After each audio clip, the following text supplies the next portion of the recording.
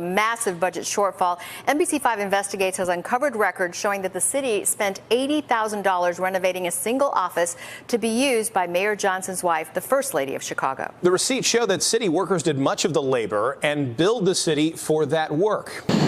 Chicago's financial challenges raise questions about why the city spent more than $80,000 renovating this office in the Cultural Center for First Lady Stacey Johnson.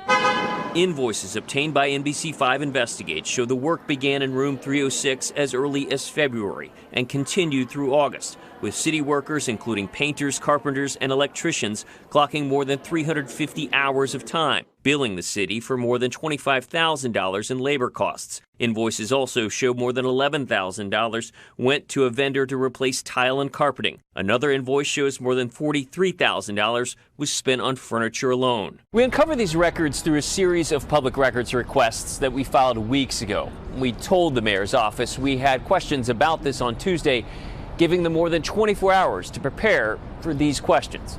I'm wondering if you could help define what is the role of the First Lady in your administration, and how do we justify spending upwards of $80,000 to redecorate an office for her and staff in our current financial situation? So the Cultural Center has always been a location for dignitaries. Every First Lady has had office space, there. Renovations for my office or any other office is standard procedure. Is there any concern about optics of spending $4,000 on a desk or $4,000 in club chairs at a time when the city is in this sort of budget hole? Yeah, a desk is not going to, the purchase of a desk is not going to change the financial structural damage that has been in place for a very long time. So this is why we ask, and I mean this respectfully, we ask far more profound questions than that. We ask, how do we make sure that the structural damage that's been created over the course of decades, that we reroute the rivers, if you will, to make sure that it gets to the places where there's dry land.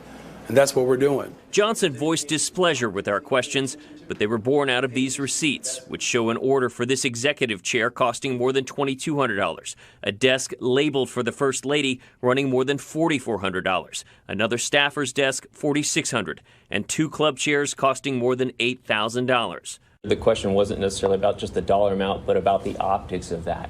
We just had a very contentious council meeting, so I'm just wondering if you're concerned about that optics. So I've been mayor for 17 months, and you have a question about how I feel about optics?